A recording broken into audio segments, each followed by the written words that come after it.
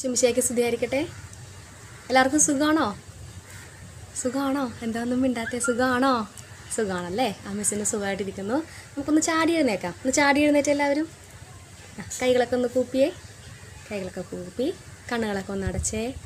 ഇനി ആരും ഇടം കണ്ടിട്ട് ഇങ്ങനെ തുറക്കണ്ട കേട്ടോ. കണ്ണുകളൊക്കെ ഒന്ന് അടച്ചേ. നമുക്കൊരു പാട്ട് പാടാം. മാതാവിൻ്റെ എല്ലാവർക്കും അറിയാവുന്ന പാട്ടാണ്. നമുക്കത് ഒരുമിച്ച് പാടാം കേട്ടോ.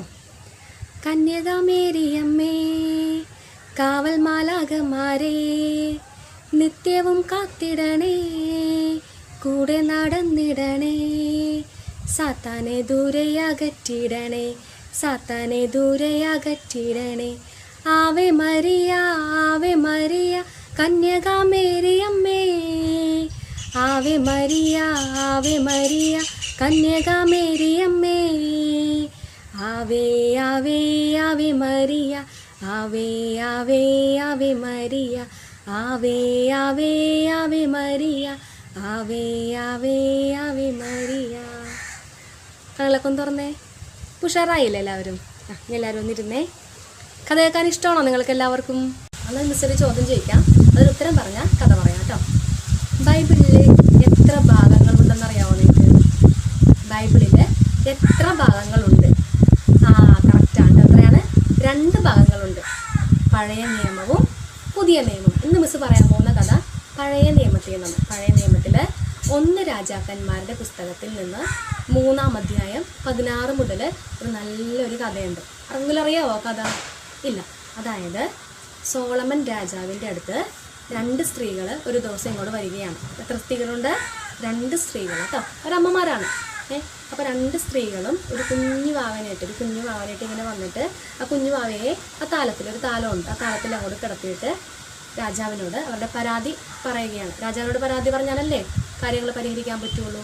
അപ്പോൾ അതുകൊണ്ട് ഇത് ആദ്യത്തെ അമ്മയാണ്, ഇത് രണ്ടാമത്തെ അമ്മ. 2 സ്ത്രീകൾ, ഇത് ആദ്യത്തേത്, ഇത് രണ്ടാമത്തേത്. അപ്പോൾ ഇവരുടെ പരാതി അങ്ങോട്ട് സോളമൻ രാജാവിനോട് പറയുകയാണ്. എന്താണ് ഇവരുടെ പരാതി എന്നറിയാമോ? അതായത് ഈ കിടക്കുന്ന കുഞ്ഞ് 2 പേരുടെ ആണെന്നാണ് പറയുന്നത്. ഈ കിടക്കുന്ന കുഞ്ഞ് 2 പേരുടെ. ഒരു കൊച്ചിന് എത്ര അമ്മമാരുണ്ടാവും? ഒരമ്മയല്ലേ? ഒരു കൊച്ചിന് ഒരമ്മ ഉണ്ടാവും, 2-3 അമ്മമാരൊന്നും ഉണ്ടാവില്ല. പക്ഷെ രാജാവിന് എന്താണെന്ന് വെച്ചാൽ നിങ്ങളുടെ കാര്യം പറയുമെന്ന് പറയും. അപ്പോൾ 2ാമത്തെ അമ്മയാണ് ആദ്യം പറയുന്നത് കേട്ടോ. 2ാമത്തെ അമ്മ പറയും, ഞങ്ങൾ 2 പേരും അപ്പുറവും ഇപ്പുറവും മുറിയിലാണ് കിടന്നുറങ്ങുന്നത്. അപ്പോൾ ഉറങ്ങിയ സമയത്ത് ഞാൻ രാവിലെ എഴുന്നേറ്റ് നോക്കുമ്പോൾ അവളുടെ കുട്ടി, അതായത് 1ാമത്തെ അമ്മയുടെ കുട്ടി മരിച്ചു കിടക്കുന്നത് ഈ 2ാമത്തെ അമ്മ കണ്ടെന്ന് പറയും.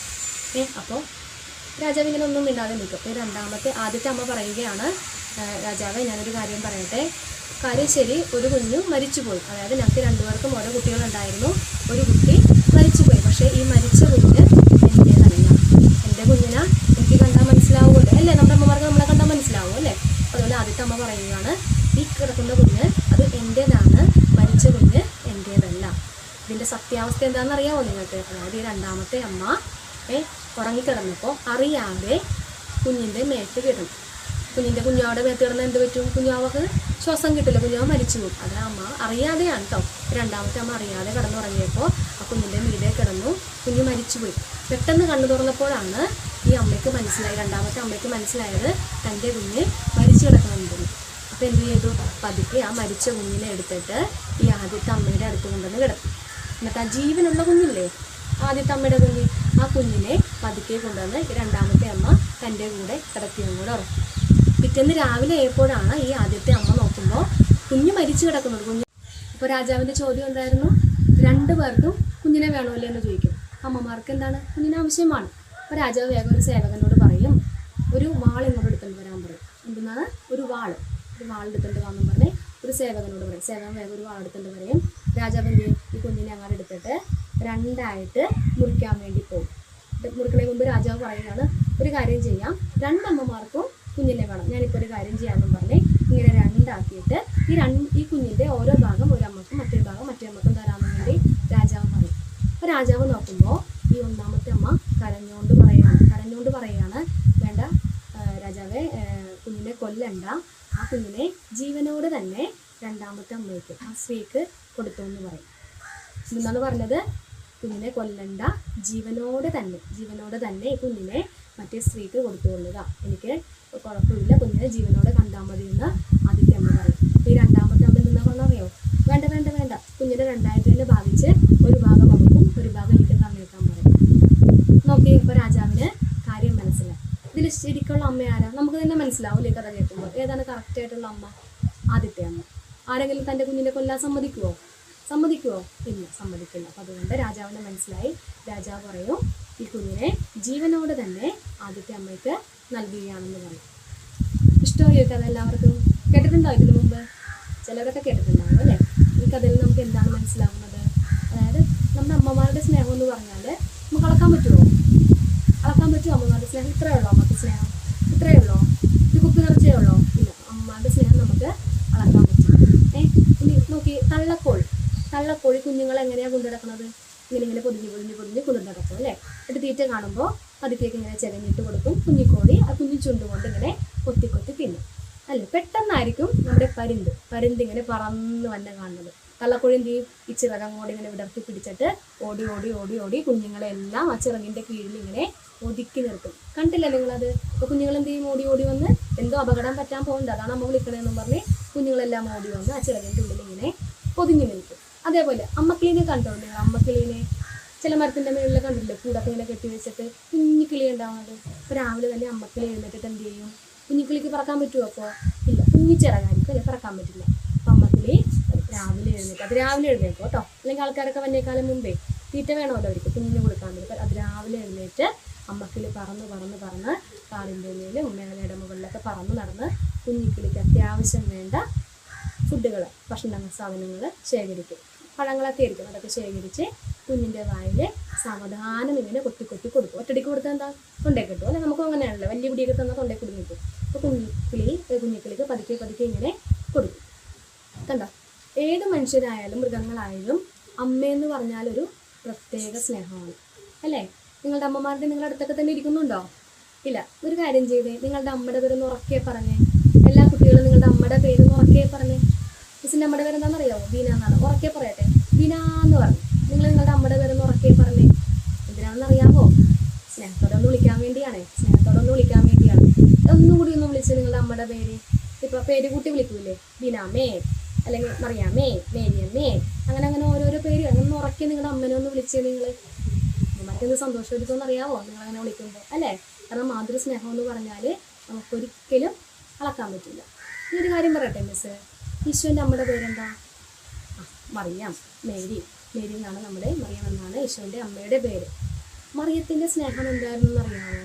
മറിയത്തിൻ്റെ സ്നേഹം കാരണം ഗബ്രിയേൽ മാലാഖ മറിയത്തോട് വന്ന് പറഞ്ഞത് മുതൽ ഗർഭം ധരിച്ച് ഒരു പുത്രനെ പ്രസവിക്കും എന്ന് പറഞ്ഞത് മുതൽ മറിയം എന്താ കാണിച്ചത്? മറിയം വിനയത്തിൻ്റെ മാതൃക അല്ലേ?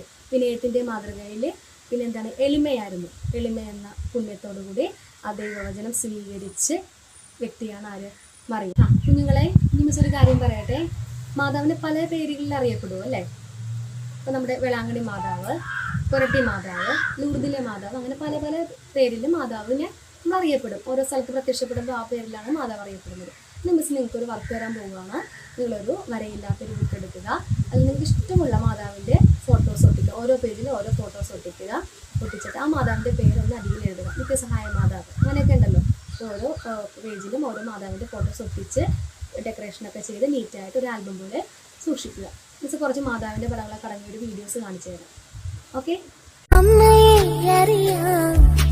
യേശുവോടൊപ്പം യേശുവേ അറിയാം ഇന്നമ്മയോടൊപ്പം അമ്മേ എന്നെ നീ മകനോടു ചേർക്കണേ എന്നും നിന്നോമൽ പ്രിയ പൈതലാക്കണേ ഇനി എന്നും എന്നുള്ളിൽ പുതു സ്നേഹമാകണേ ഇനി എന്നും എന്നുള്ളിൽ പുതു സ്നേഹമാകണേ അമ്മയെ അറിയാം യേശുവോടൊപ്പം യേശുവേ അറിയാം ഇന്നമ്മയോടൊപ്പം അമ്മേ എന്നെ നീ മകനോടു ചേർക്കണേ എന്നും നിന്നോമൽ പ്രിയ പൈതലാക്കണേ അമ്മയെ അറിയാം യേശുവോടൊപ്പം യേശുവേ അറിയാം ഇന്നമ്മയോടൊപ്പം. കണ്ടില്ലേ? നമ്മള് ആൽബം റെഡിയാക്കുമ്പോൾ ഇത് വരയില്ലാത്ത ബുക്ക് എടുക്കുക. അതിൻ്റെ ഹെഡിങ് ചാപ്റ്റർ 7 മറിയം സഭയുടെ മാതാവെന്ന ഹെഡിങ് കൊടുത്തിട്ട് ഫോട്ടോസൊക്കെ അങ്ങോട്ട് ഒട്ടിക്കുക. ഓക്കെ, ഇനി എല്ലാവരും ഒന്ന് എഴുന്നേറ്റില്ലേ? കൈകൾക്കൊക്കെ നമുക്കൊന്ന് പ്രാർത്ഥിക്കാം. കണ്ണടച്ച് പരിശുദ്ധ അമ്മേ മാതാവേ, ഇന്നുവരെ നൽകിയ എല്ലാ അനുഗ്രഹങ്ങൾക്കും ഞങ്ങൾ നന്ദി പറയുകയാണ്. പ്രത്യേകം അമിതം അമ്മമാരുടെ സ്നേഹം അനുഭവിക്കാതെ പോയ കുഞ്ഞുങ്ങളെ ഞങ്ങൾ ഓർക്കുന്നു. മാതാവേ, അങ്ങ് തന്നെ ആ കുഞ്ഞുമക്കൾക്ക് തുണയായിരിക്കണമെന്ന് പ്രാർത്ഥിക്കുകയാണ്. പരിശുദ്ധ അമ്മേ, ഞങ്ങളെ ഓരോ നിമിഷവും അങ്ങയുടെ നീല കാപ്പയ്ക്കുള്ളിൽ സംരക്ഷിക്കുന്നതിനെ ഓർത്ത് നന്ദി പറയുന്നു. അമ്മയുടെ സ്നേഹവും വാത്സല്യവും എന്നും ഞങ്ങളുടെ മേൽ ഉണ്ടാകണമെന്ന് പ്രാർത്ഥിച്ചുകൊണ്ട് പിതാവിൻ്റെയും പുത്രൻ്റെയും പരിശുദ്ധാത്മാവിൻ്റെയും നാമത്തിൽ ആമേൻ.